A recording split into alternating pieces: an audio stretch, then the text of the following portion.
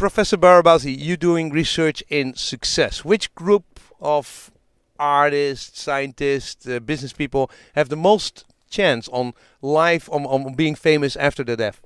Well, so we're talking here about long-term success, and one of the things we're kind of observing, and this is not really a research result, more like an observation, is that if you want to kind of think whom you remember 100 years ago, we all remember artists, easy to name artists, easy to name famous scientists. Almost no one can name engineers or businessmen. So the question really comes up is that Business people are like Ford or like Edison. That's only a few. And Ford we remember because he put his name on the car, and the car is still around with us.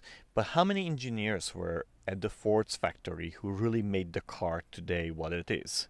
And yet we don't know any of them. We know Taylor, who kind of helped to kind of line up, to create the production line, but he's kind of almost there by accident. So down the line, both engineering and business fails to kind of nurture its past and nurture the. So that's more a community thing. I think it's really community thing. I think it's really how you build. If you think about science is really, we say, Newton said, we stand on the shoulder of giants. And scientists really feel that way, that even if a theory was not successful or maybe it's overcome by new science, we understand its importance in the past because we had to build on that to get there. So just because we have relativity, we're not tossing out Newton's mechanics.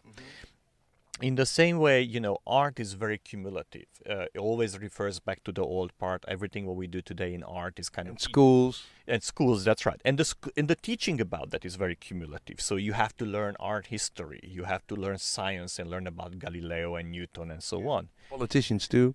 Well, to a certain degree, history is cumulative, not politics. I think history. So, and then there's a difference between politics and history. There's lots of politicians that go through history that leave not much mark for us. In contrast, when you learn engineering or when you learn business, you learn accounting, you learn business, you never associate them with names.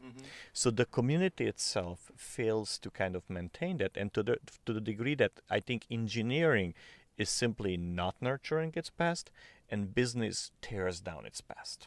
That destroys the heroes. It destroys the heroes because everybody says I'm the one who does it better than the previous, and I'm Steve Jobs says all phones are really horrible before I came. That's right. So like phones started when I came, and he's not kind of acknowledging the fact that he needed roads to build phones, he needed electricity to build phones, he needed battery to build phones, he needed the communication technology, and all of that is lost. And the new device comes out and say, this is Apple, this is Steve Jobs. And the question is, how long will that be there? How long until somebody comes along and said, we don't need that phone anymore. We're going to communicate in a very different way. And then 100 years from now, nobody knows who Steve Jobs was. So if the community around these people are so important to determine success on the moment itself and the moment after their death, how could you have early warnings of that community to see who's going to be important, who's not going to be important? And are there also things you can say, well, Mr. Famous Businessman, if you want to be famous and build your legacy, you should do these kinds of things?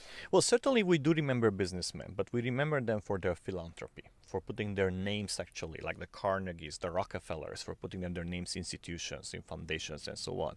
And to be honest, for a businessman, that seems to be the only way of building a legacy and leaving something behind. It's very unfortunate. Or building the company and giving your name to the company. If that's a rarity, but if they do that, but the reason why I think this is really truly unfortunate is because I really believe that these businessmen have created lots of value, and there was lots of innovation in the way they did that. But somehow the community momentarily acknowledges it, it kind of rewards it with dollar signs, but it is not willing to remember it 50 years later. What will those observations mean in network research to basically say, hey, how can we predict and organize and establish success? So this is fundamentally a network phenomenon, but I'm not saying that we really understand it, but we are researching it. Thank you.